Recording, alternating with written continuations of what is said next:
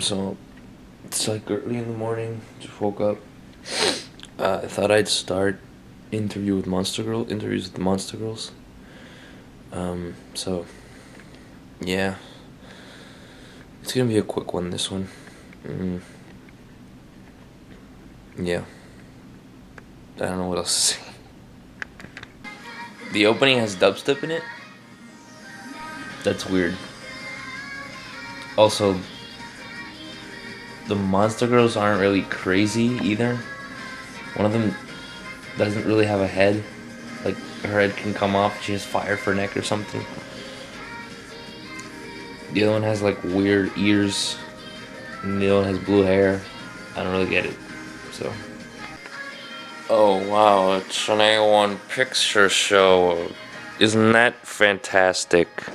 So the first girl we meet is not really even a girl. She's an adult. She's a teacher. And she's a succubus. So the main character is the biology teacher. And she's just like, don't approach me because I might invoke sexual thoughts, and that's what I feed on, so that'd be dangerous. That makes sense. I've noticed that through the first episode, there hasn't been anything super funny, and I'm starting to think the show maybe is not a comedy as I thought, and it's just sort of like a slice of life thing. But the characters have not exhibited any like super reactions or crazy animation faces, which is what happened in Gabriel and what also happened in Kobayashi. So maybe because it's an A1 picture show, I'm a little bit worried about that they'll remain in model and have pretty boring animation throughout the show when this could be used in their favor. I don't know. I'll wait for that. So of course the vampire has like this fetish of biting people. Yeah, the way she described it make it look like she was super wet when she talked about that. So that's interesting. So of course she goes and tries to bite the teacher. And he's super uncomfortable because he's like, oh, this is a little girl and she can't be having sexual thoughts about me. Just don't do that again. That's okay. Again, the animation's pretty the same. They're not doing anything extravagant. So that's a little boring, but otherwise it's okay. That's the end of episode 1 of Interviews with Monster Girls. It's okay. Character designs are fine. Pretty simple, honestly. It doesn't seem like it's gonna be at all what I thought it was. I thought it was gonna be another cute girls doing cute things comedy show, but maybe it's just gonna be cute girls doing cute things in a sort of nostalgic and uplifting, but in a sort of melancholy way, which is okay. Again, we'll keep watching it for now. It's okay. I give it like a good 5 right now. Pretty average, but we'll keep going. So this show is going to teach us about these girls and about their personalities and how they do things, life to life. Not life to life, day to day, sorry. In direct interviews in one room between the girl and the guy, with some extra stuff on the side. For now, I'm still interested in knowing what these girls are doing, but otherwise, is that it? This is like one of the most popular shows this season. Really? I mean, I guess sometimes you just need your relaxing show with relatively cute girls, I guess, but not really, because they're not really that cute, at least for me. Oh well, this is my thoughts. So these girls start to get closer and closer to this teacher, which is pretty heartwarming. The little headless girl just gave her head over, like blushed really hard when she gave it over to him, was like, please hug my head. So now this is like a thing that they're doing. that's okay. I like that. It's adorable, certainly. So it's good. So Hikari-chan, the little vampire girl, is actually a pervert. Actually, because she constantly talks about sexual things. And she's probably going to talk about sexual things with the teacher too, which is going to be weird. But Dullahan, the headless people with fire for necks, with blue fire for necks, the girl, she's trying to get somebody to like her. I like it when, they sort of become close to this teacher, but it's only been 2 episodes and they're already connected superbly to him. Like, she already asked him to hug her. So, I don't know. It seems like it sped up way too much with what it did with the teacher. Now I don't know what's gonna happen, so whatever. So of course she's falling for her teacher. And the vampire girl is calling somebody. Okay, whatever. She's in love with her teacher, which is probably obvious, and I should have guessed it.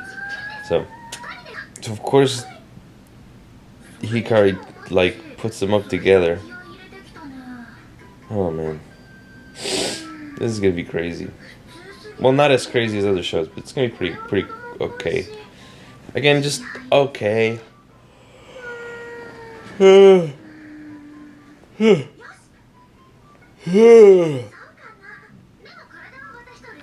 he's sending the headless girl on a date with the teacher without her body? What the fuck? Oh my god, this is gonna be crazy. Okay, that's actually pretty cool. Since the body stays in Hikari's house, all the expressions that the headless girl is doing, the body repeats in her house. And there's just a bunch of random things and, things with her arms, and she moves around randomly, and that's always really funny. That's awesome, actually. So because it's going too well, Hikari goes up and just stabs her fingers into headless girl's boobs back home, which flusters her absolutely.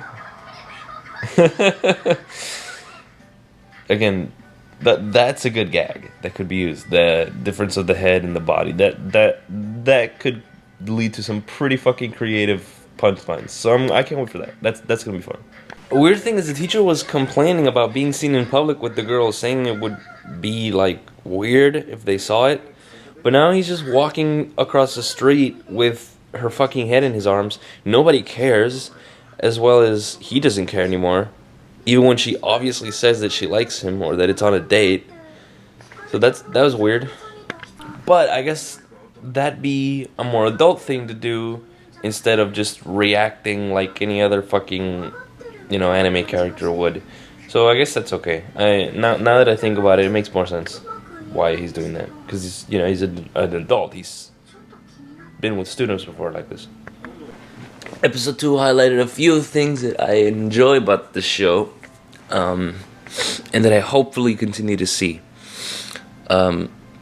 It's very, very adorable.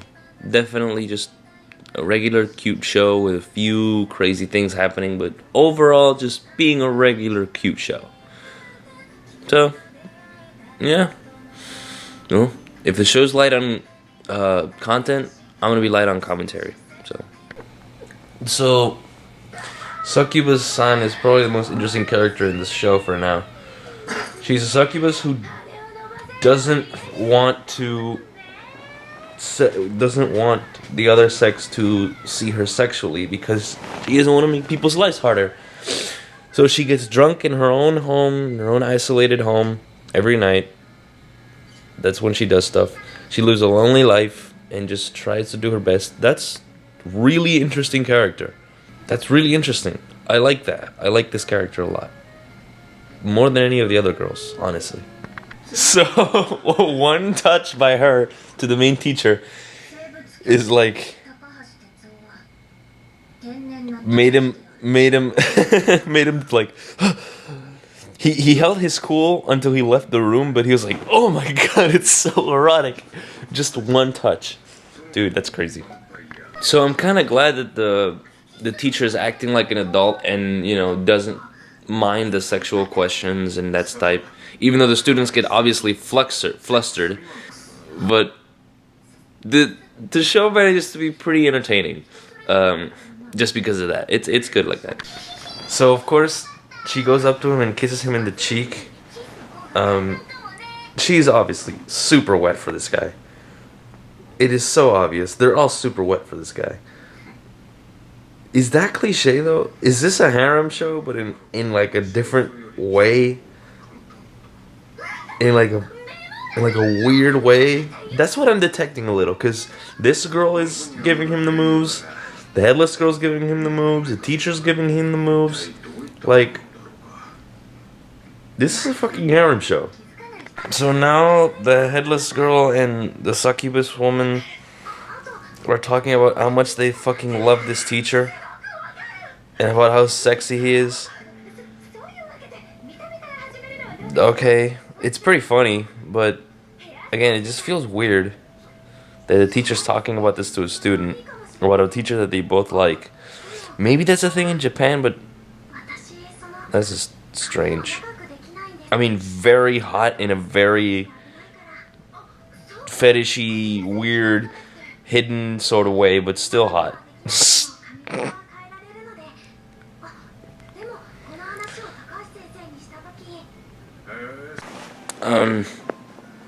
It's episode 3.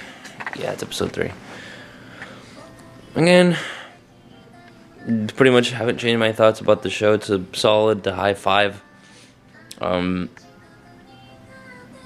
I want to keep watching just because I kind of like the relaxing nature of it and I need it right now. But it's okay. I definitely like the way they're exploring sex with these monsters and you know, stuff like that. So that's interesting. On to episode 4. So because the little snow girl is weak, he's like, I gotta protect demi-chan.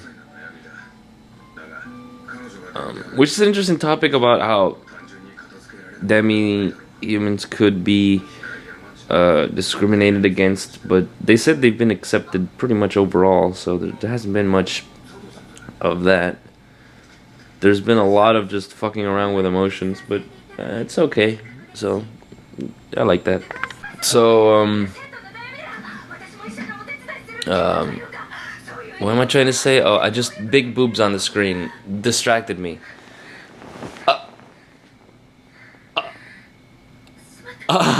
She's These two are great. These two are great. These two are fantastic together. They're so funny. But what I really wanted to talk about was the completely flat directing that's going on in this whole show. There hasn't been one interesting shot. It's all just slow panning shots or something. If it's an establishing shot, it's all shot reverse shot when it's dialogue or a 2-shot. I haven't seen any kind of weird, creative cinematography used at all, which is kind of a bummer because, you know, that would be an interesting addition to the show. But whatever. I've also noticed the fact that every other character that's not a main character is drawn horribly. Why the fuck do you do that, A1? That's lackluster, that's lazy. Don't do that. So of course it's a circle jerk of hugs as soon as all the girls are together with this guy. I can't decide whether this is absolutely adorable or just fucking Daughteru bullshit, you know, fan service. It's not fan service, but it's a Daughteru fan service. It's the fan service of someone you protect, which feels like a lot of people in this show want to do with these characters. They relate to the teacher because they want to protect these adorable, weird girls with quirks on them who might be sexually interested in you. I think that's what the show ultimately is. It's like a very niche and strange fantasy for some people. But the way it's done is pretty adorable. Definitely Sato's the best. Just being... Oh. What? So young? Whatever, man. This show is pretty adorable, honestly. It's exploring various interesting topics in various interesting ways. Nothing that really blows my mind. And again, the animation's pretty character designs are okay too. Everything in the show is just like okay. It's like a very solid 6. It's like fine for now. Silverlink worked on this. A1 PA works. Oh my god. They really like work between studios now, huh? That's pretty crazy. Anyway, on to episode 5. They're doing something pretty weird in this episode, but it's teaching me about Japanese folklore, so that's cool. Aside from there being some weird romantic shit between the teacher and the monster girls, there's also some light Yuri undertones because of Hikari-san's need to drink from the blood of Snow Girl. That's still going on. But the way the show does it is not insanely bad. It's fine. Again, it's just like, okay. It's just a very mild okay. This show just makes me want to slump and not do anything. I don't know if that's good or bad.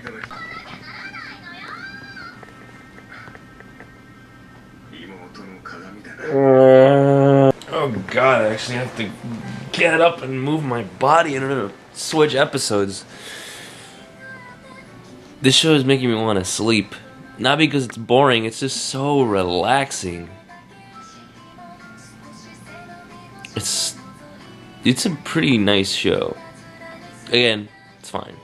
But I like characters are growing and the slightly quirky situations that go on. I know I complained about that with Gabriel Dropout, that the crazier the situation, the better. But that's because that show was a comedy. That show wanted to be a comedy, and when it went for the really big punchline and the really big jokes is when it worked the most. This show is just kind of lighthearted, and it's like just quirky enough so that it's interesting. Just enough. Just enough. Oh god.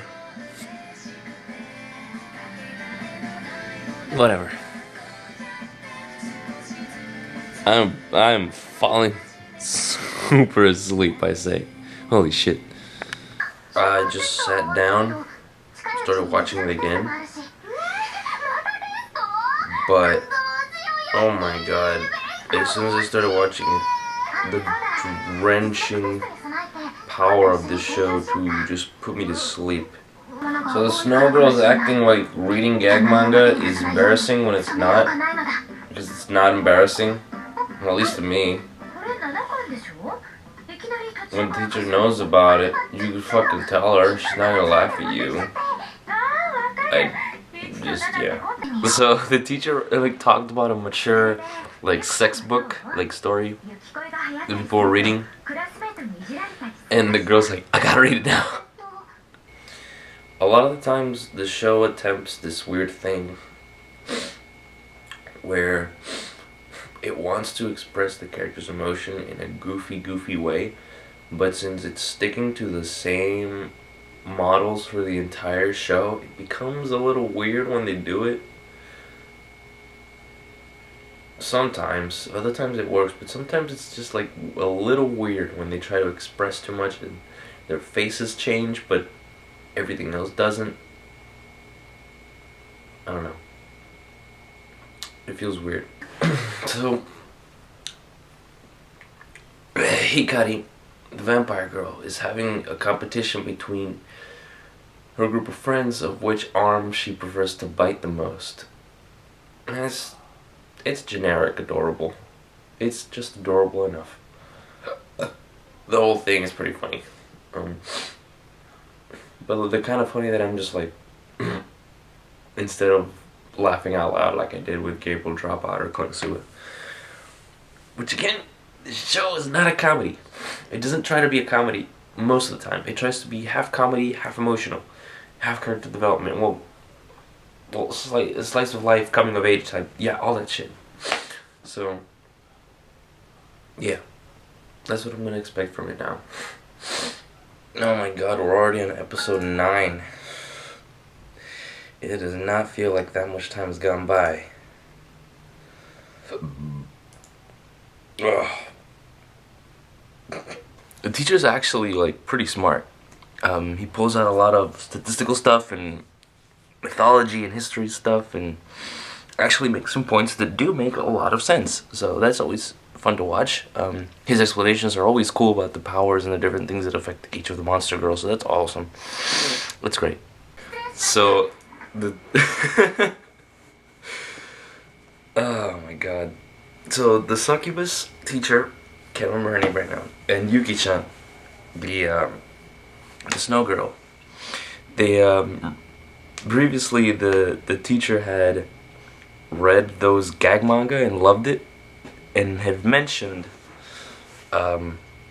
these other series of books that were really, these other series of manga that were really sexual.